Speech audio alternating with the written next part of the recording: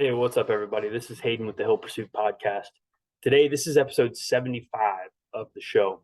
We have all three of us back together me, Ken, Mitch. All of us are back. Ken recently turned 30.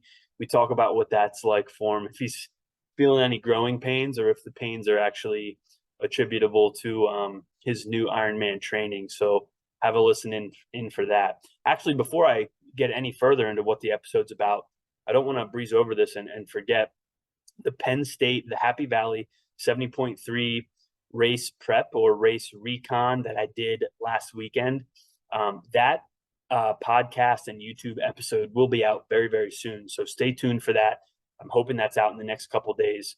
And we touch on that later in the show, but I did want to mention that now before anyone forgets, just since I've had a couple people ask me about it and know that I'm working on it. So it will be done very soon, and you'll get that race recon, the bike course, the a little bit of working through the athlete guide. All of that will be out here shortly, and you'll be able to reference that in prep for the race. So we talk about Mitch working out in a regular gym with regular people, not in his garage gym anymore. So we have a good conversation about that.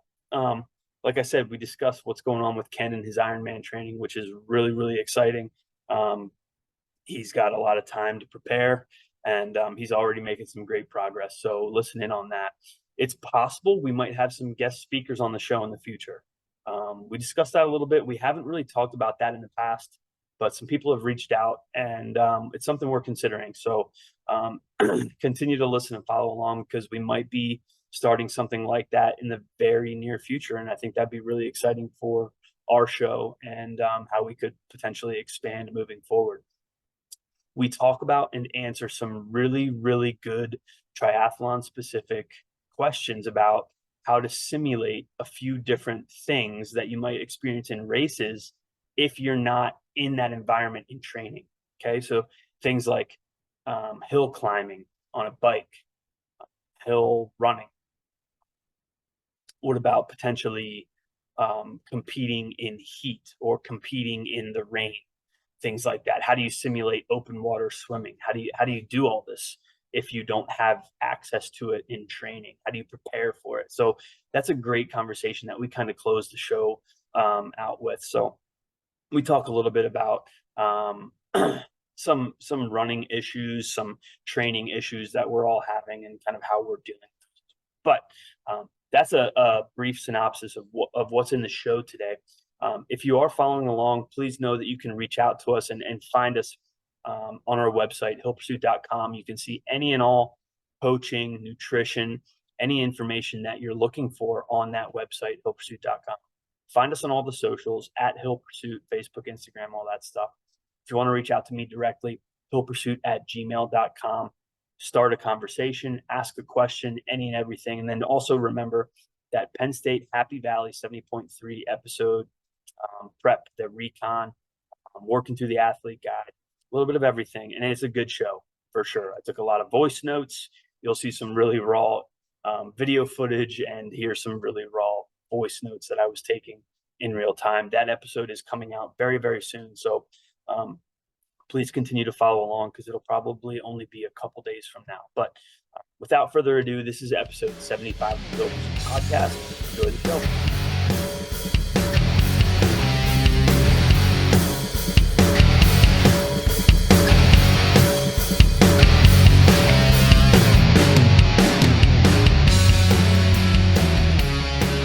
All right, what's up, gentlemen? What's up, boys? It's good to be back. I feel like we've had a little bit of a rough patch where we're like every couple weeks and we try to get together too many times. Yeah, if you're listening, this is how we try to get together, because I'm the dad times three. I'll text and I'll say, "Hey, I think I'm good." Probably like 9:30 start, and then Kenny and Mitch both say, "Oh yeah, we're good." And then something will come up with me or my kids, and I'll be like, "Oh, not happening." So I'm glad it finally happened. Good to see you guys. Oh yeah, like always, you're to blame. I'm kidding. Yeah. And you just turned 30. I know. Dang, bro. Yeah, Mitch, dang. bro.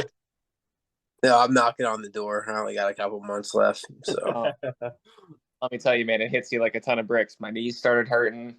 I woke up and Yeah, I was, ironically, you did have some issues. yeah. But I mean, I hope it's not from actually turning 30. I think it's just a chronic overuse more than anything else. Yeah, yeah, probably. Yeah. Well, happy What? birthday. Yeah, Realize it. yeah. Yeah, it What'd was, you do? What'd you do for it? what you would typically do when you're 30, hang out with the family, hang out with some friends, throw back a couple, chill, and be in bed by like 9:30. Yeah, Yeah, yeah. that's my Wild. Sounds like time. yeah, a little different than what Yeah, I would be doing, but we'll leave that for there. yeah. What's Yeah. up with you, Mitch? What's new, man? I feel like we haven't talked in a while either. Hey man, same old. Yeah, Work, training, getting the property ready. That's kind of yeah. been. How's the property stuff going? It's going good, man. Just they pretty much pole barn is up now. They Nice. pour concrete today. So hopefully 2 weeks start moving like the home gym equipment back in there so I can start training back at home. I've been in a public gym now for the last like couple months, so that's definitely been different. I'm sure that's been wonderful. Yeah, It's actually I mean, going from a home gym to a public gym is definitely different, but I'll give it this for it being a public gym. It's pretty good. They have some good stuff, and I get there. I try to get there at times where it's not crazy traffic. So it's been working out. Is what it is. So you have to work out with the regular people now, yeah, I know, right? I don't dude. fit in. You don't fit in. Do you see anything crazy in the regular gyms? Because I feel like I could have like an entire podcast dedicated to weird stuff that I see at the YMCA that I go to. Yeah, well, you know what, dude? Yeah, I tell you, like that's what I say. Like it's a pretty good gym. Like I don't mean that in just in like the equipment they have. Like it Yeah, seems like a lot of people there that go there actually kind of know what they're doing. Um, Maybe that's just I don't know. I'm not saying it's perfect, but I haven't seen anything and like, man, that's jacked up. So I'm actually kind of impressed. nice, A dude. lot of a lot of squatting I see, which is not typical. A lot of sled pushing. Really, Um, yeah, yeah, Wow. yeah. Um, yeah, it's pretty impressive actually. I know, right? dude. I mean, you know how YMCA's are, man. It's this one's weird, the one I go to now, because all the kids are like out of school, and I say kids, not like college kids, like the middle school and high school kids are out of school for the summer, and you have to be what, like 13 to be on the gym floor by yourself without a parent or something. So it's like if I go at the wrong hour, I'm just like bogged down by all these little kids running around trying to do stuff. And man, I mean, it crossed my mind the other day. I was like, first, I was like, wow, this is really annoying. And then second, I was like, huge props to these kids for getting in there.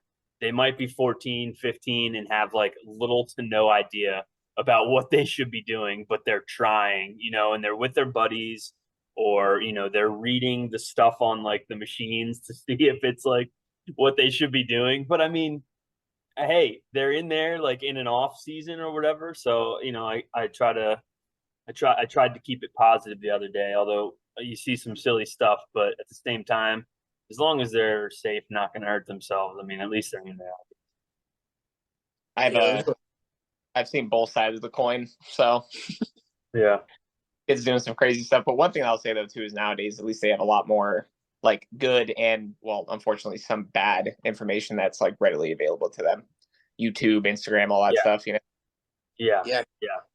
yeah. Like not like we're super old in the sense of like back in the day type stuff, but I feel like when we were kind of growing up in the age where the internet like wasn't right at our fingertips.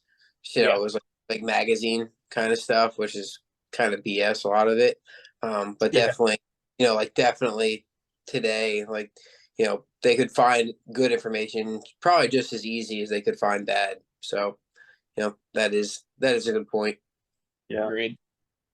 Yeah, I'll just go ahead. real quick too, but I remember this UFC fighter Sean Shirk. He was doing like tire flips and like slams and like gorilla climbs on ropes and stuff. And I was like, dude, I want to work out like that guy because I want to be a good wrestler. And little did I know, I was just like, I looked at the strength conditioning stuff and it was all over the place, but it seemed cool. Yeah. Yeah, you get like this much. That's probably like one training session, and you just try to like mimic that. Yep, exactly verbatim. Like no prep, no nothing. I'm doing everything. Yeah. Jeez. And dude, it's so easy too, like to play like the comparison game when you're on social media.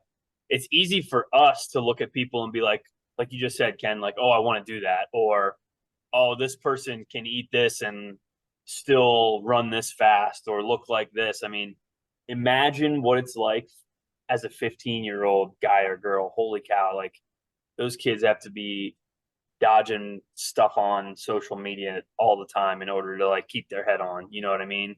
There's good stuff, there's bad stuff, and then it's just like the comparison game because you don't see people celebrated or popular if they're like unfit or less fit than someone who's competitive. So it's like, dang, how can that person do that? And man, I listened to a real good podcast the other day. I wish I could remember who it was.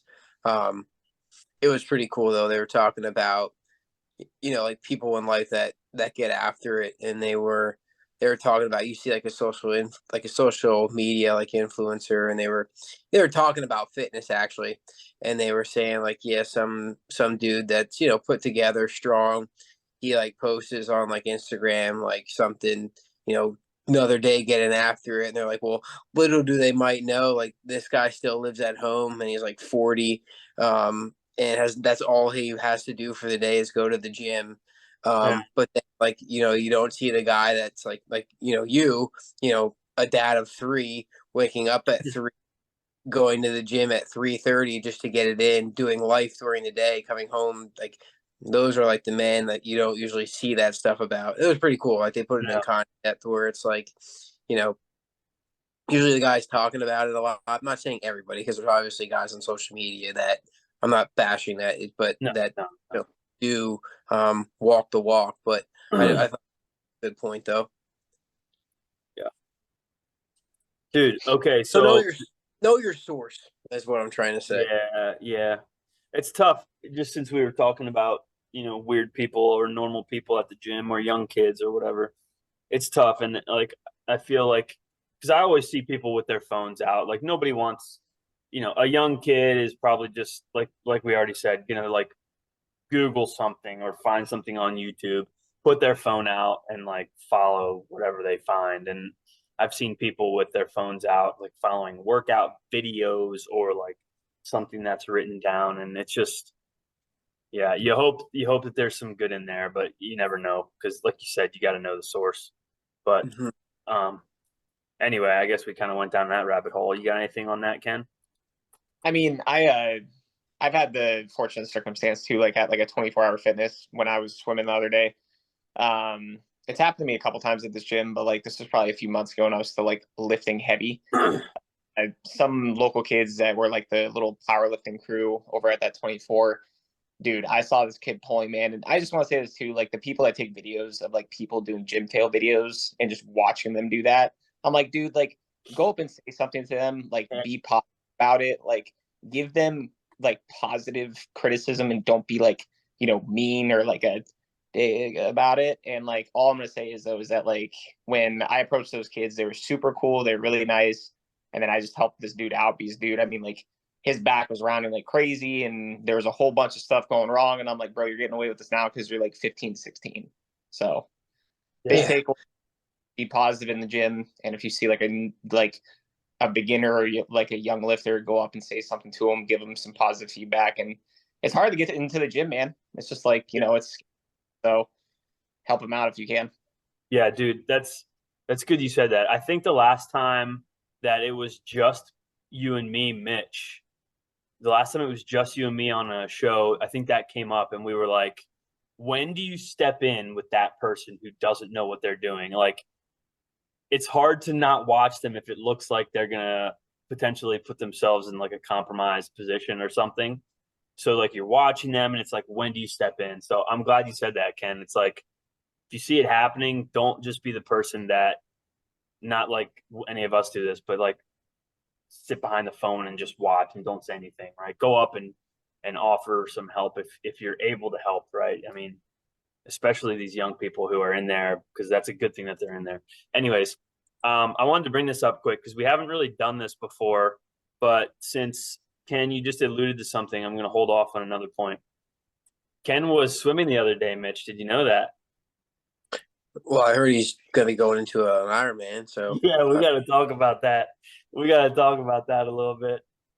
How's that going, Ken? Oh, it's going great, dude. Like really just pulling out all the old sports related injuries that I had, like knees and skinny and not getting strong. What's fine. you're looking skinnier, bro. I'm trying, man. I'm just kidding, dude.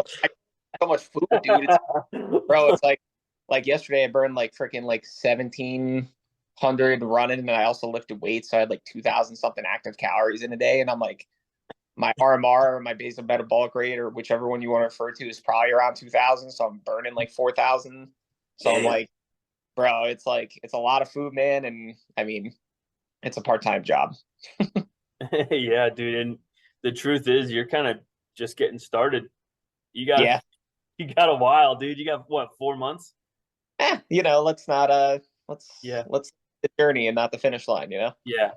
I'm so excited though because I think you're going to do really great, and I think your body's already adapting to the training, and it's not like your volume has been insane lately. It's just been new. It's been new stuff, and again, not anything your body can't handle. It's just a new stimulus that you're all, like I said, you're already adapting to it, and you're going to be thriving here really really soon, and I'm excited to see how it goes for you. So Oh yeah, same. I just yeah. can't wait to I just can't wait to lose like another 10 or 15 pounds and make this a heck of a lot easier on my joints, because starting an Ironman prep after immediately doing a bulk for like 4 months probably wasn't the best move. Yeah. But you live and So you yeah, learn. there you go. Back to the social media comparison game. Don't do what Ken is doing. Ken No, Ken Ken is an animal, so he's in a different league. So don't do as we say, not as we do. yeah. But so something came up the other day. I didn't even text you guys about this, but um, someone emailed me about, and I don't think this is the first time it's happened, but it's the first time I took it seriously because I know the name. Someone emailed me about potentially being a guest speaker on our, like them coming on onto our podcast, and I know we haven't like had guest speakers on, or I don't know. What do you guys think about that? It's not, no, we don't have to like spend 10 minutes talking about this. It's just we've never done it. We haven't even really talked about it. I think if we did it, it would be something like we kind of started with you, Ken, like someone who's like a friend of the show and doing something fun, and let's hear about the story behind it. Is stuff like that. I don't know, but what are your thoughts about kind of branching out and getting people on? Yeah, I'm game. I think Yeah. I'm always for listening to someone else's story. Yeah. If not us, we'll learn something. I think from somebody else, and hopefully people that are listening can take away from it too. Um, that also maybe can help them out as well. I Yeah. think with anybody is positive. So I'm definitely game. I think it'd be a cool little opportunity. Agreed. Yeah. Yeah, same thing. I mean, it's always hear people's opinions and views on certain things, and I mean, they're going to be pushing out different information than we would. So if Yeah. anything, it's probably more valuable for the people that might listen. Yeah. So I would for it. Yeah, I think it's a cool idea. And like I said, like I know we've all thought about it. It just like it hasn't taken shape. So I think maybe we start doing that, and it doesn't have to be like any like regular scheduling, but like Mitch, someone's training and doing something fun, and they're in your world and not ours. let's bring him on and talk about it, or anything. Like ironically, I know this guy through the NSCA, which is really cool. He's a state director also, and he owns a business as well. So he reached out. I don't know. I didn't even ask him how he heard of Hill Pursuit, but he reached out, and I was like, hey, I actually know you. We haven't met, but we probably know each other, outside of this podcast because we're both state directors. But anyways, that I just wanted to bring that up because I thought, maybe this is the time that we start to do this from time to time, like whatever. Again, no crazy schedule or anything, but Yeah, I had one fall through. I thought it was actually going to work out. I'm a little disappointed. I was in contact with an outfitter out west, and he asked to like see a program. So I oh yeah, let's talk about this. I wanted to ask you about that. Yeah, so they have their own podcast. Honestly, I haven't really listened. I listened to part of theirs before. I can't say I really dove deep, but he's a guide out west for hunting, and I just bumped into him at a sportsman show, and we kind of Hill Pursuit got brought up somehow because I think he was saying, I think some kind of conversation came up where I think he was actually from PA, to be honest with you, and he was talking about how people will come out west and they're not physically prepared for a long hunt. So I was like, here's a plug. So I put one in, and we were back and forth a little bit. I sent him, like a very, very basic like program. It was something like, hey, this is just what something would look like potentially. And I was trying to get him on the show, and I haven't heard back since. So I was a little bit bummed out. I thought it would have been cool. Maybe, the program we kind of offer isn't what they're looking for. I don't know, but we're not going to give something, that, just looks appealing. You know what I mean? We're not just going to conform to what looks right. We're going to do what we think actually works. Yeah. Maybe that, I don't know. Obviously we're up for conversations with people, but we don't offer just like just a cookie cutter. So I don't know, maybe I reached back out a couple of times, but I thought it would have been a pretty cool conversation to have. Yeah. So yeah, let's start thinking about that, because I think that that gets the podcast probably a little bit more traction and a little bit more consistency, because like we struggle to like all get together and make it work. Like if someone commits, 3 weeks from now, on a Wednesday night at 9 or whatever, it's on the calendar, we're going to make it work a little bit better than like the way that it's been happening, where I'm like, hey, you guys free? Or, oh, sorry, never mind, that kind of deal. So, yeah, I think that could be good for us, and obviously for whoever we're bringing on. So maybe that'll happen in the future. That'd be kind of fun. Yeah. I meant to say this. I meant to say this right off the bat to a couple people who I know listen and have asked me about this. So I'm saying it now. Sorry. So if you stuck around, that's cool. But so a lot going on in triathlon right now. The Happy Valley 70.3, the Penn State race, is less than 2 weeks away now. I literally just pulled up my email, and we got a race week schedule email like a couple hours ago, which is pretty cool. I opened it. I didn't click into any schedule or anything, but I mean, stuff's happening now, and it's exciting. And what's really cool with Victory Multisport is we have a ton of athletes going to this race. Just an unreal number. There's a lot in relays. There's a lot of people racing the entire race. One of my Hill Pursuit athletes, Courtney, who's she's a Kona qualifier. She is racing this race, which is really, really exciting. I've known her for a little while and have been coaching her for a few months, and she's a great, great person. I'm really excited to I haven't even watched her race before, so I'll be racing with her, which is just going to be so fun. So I'm excited about that. Because she's an absolute stud. She's a world champion qualifier, which is exciting. But so I went out and I rode that course as like a recon, just to kind of see what it's like, because the elevation on it's just it's a 56-mile bike course. The elevation is like 3,600 feet, which is quite a bit for a half iron course. Sometimes you see that for a full iron, but that's 36, 37 for a half iron course. It's quite a bit. So a lot of people are like freaking out about how hard this bike course is going to be, and people are talking about whether or not they should even like race it, or if they should defer to a different race, or if they have enough hill training to actually get up some of these huge climbs. So I'm like, all right, I'm just going to go ride this. I'm going to bring my cell phone. I'm going to bring my GoPro. I'm going to take some voice notes.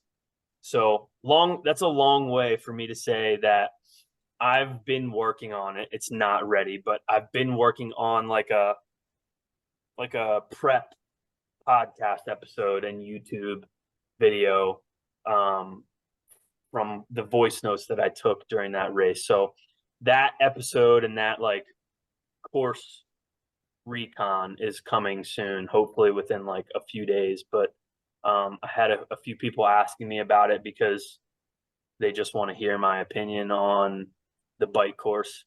And I'm trying to hold off on sharing everything until the episode is completely done. But I took like 30 voice notes over the course of the entire bike course. And in the episode, I'm going to play the voice note. If there's a video that goes with it, I'll play the video and then like give a little recap of what was happening in real time. It's a pretty cool setup. It's probably the most work I've put into an episode. So I'm selfishly excited about it, and I know people want to hear it and see it. So that's coming soon in a couple days. I mean, we have time, but that's happening really soon. So I wanted to get that out. I have a question for you, and don't go like in depth, because keep it super vague. So I kind of related to like someone that lives in a flat area going to like hunt out west, right? You're going to be introduced to mountains. It's like, that stress. How do you do it? It's not going to be verbatim, but hey, you can do like step ups for time. What do you do for like someone with bikes like that lives in like a flat terrain area? Like they have no hills within their vicinity of travel. You just mess with the resistance. Is it a carryover? I'm asking, so I don't really know. It's a good question, and that's a tough one. Thankfully for us in Western PA, just walk out of your front door and you're gonna hit a hill probably within a quarter mile, which is great. But that's not, right. That's not for everybody. And honestly, these races, like if it's a local race, nobody's flying in for it. But these races, if you go onto a Facebook group of the Happy Valley 70.3 or any other race, people are flying in from all over the country and sometimes all over the world. So that's actually a great question. Like, what do you do with someone who doesn't have access to a real life hill? I mean, the short answer is they have to simulate hills on a trainer somehow. Mm-hmm. So you either get a software program that has built-in courses. Okay. I personally have Swift, which is a great program, and there's like almost limitless courses that you can literally just open the course, start riding, and then adjust your resistance as if you're on a hill. Is it the same? Absolutely not. The short answer is absolutely not. Like, you need to get bike handling on a real hill somehow. Like, it's worth the drive if you have to drive. Like, I drove 2 hours to get to State College and ride the course. If you have to plan that, you have to feel what it's like to handle your bike in those environments. I mean, but if you don't have access to it on a daily basis, you have to simulate it on a bike trainer. You need to have a bike trainer. You need to do hard intervals, mess with the time frame. Like you said, we'll keep it a little vague. You have to do hard intervals and big gear work and slower cadences and really grind at high watt out and high power outputs for minutes, not just like a 30-second burst. Like, you have to feel what that's going to be like. So that's not even like a super short answer, but that's as short as I can be. You have to simulate it somehow. It's like people who can't run in the heat because they live in the cold. but they are about to race in the heat. How do you simulate heat? What would you do? You answer that one. What would you do? Go ahead. I jack a room temperature up. Yep. Throw the room temperature up, or what else? I know what I would do. Sauna, yeah, or just throw a sweatshirt on once a week or something. You know, True. Get your core temp up to a point where it's a little uncomfortable and train there and just know that it's not going to feel good. So it's little things like that. And is that something you do every day? Absolutely not. But I don't have a problem with someone throwing a sweatshirt on to feel heat or feel an elevated core temp and under stress from time to time. Not every day, absolutely not. But again, if you're not going to be able to put yourself in the environment, you have to create it somehow. So jack the room temperature up. Get on some fake hills, big watts, big gear. Yeah, that's what you have to do. Cool, thanks, man. I was thinking of that because I could see that being tough. I grew up in an area that had a bunch of hills, and now I live in a pretty flat area. And I'll go home and run like some of the hills, and it kind of frustrates me because I don't pull them like I did when I lived there. So yeah. Well, dude, I mean, we're all very familiar with this as well. But like, how do you get more efficient on hills if you're not riding a hill? You have to resistance train too. You have to. You're right. Like outside the sport, right? You have to supplement the sport with resistance training to get better anaerobically. A hill climb is an anaerobic part of riding a bike, right? So is sprinting, so is passing somebody. A hill climb running, you're improving that hill climb with resistance training too. So there are ways to get better at riding and running hills without actually being on them. It's never as good as being on them, but if everybody should be weight training, right? And then if you can't get on it, you have to simulate it. So, yeah. What do you got, Ken? I mean, I think at least for me, when it comes to like my training right now, I feel like I have to simulate outdoor swimming, as in like, how do you simulate open water swimming versus indoor swimming? I'm writing this question down because it's a really good one. Because like for me, it's just like I don't know where I could even swim here at all. Yeah. It's like an hour swim or an hour drive down the Santa Cruz, and then like I don't even know where you swim there, to be honest. Like the water's so rough and like rocky, and I'm just like, yeah, it just seems sketchy to me. That's not I don't have a good answer for that one, unfortunately. You can practice sighting in a pool like you would have to sight in open water. But you're going to there's going to be a tendency to look at the bottom of the pool. You're going to see your beautiful blue line in the middle of the lane, even if you are sighting or practicing your sighting when you're in a pool.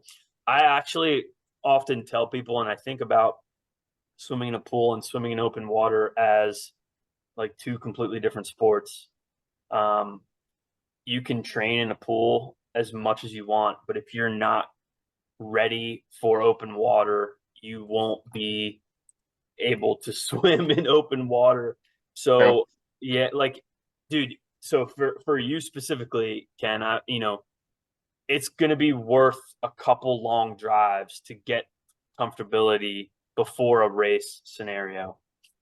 I'm thinking to myself too, because I mean, like you were saying, how you kind of did like some recon on the course that you were going to be looking at.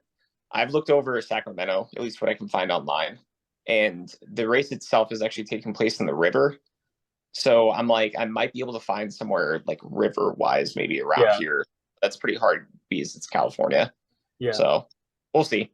I just don't know what the difference is between like a river swim that's down current and like ocean, because there's got to be basically if you can stay afloat, you'll finish the swim pretty quick in a river.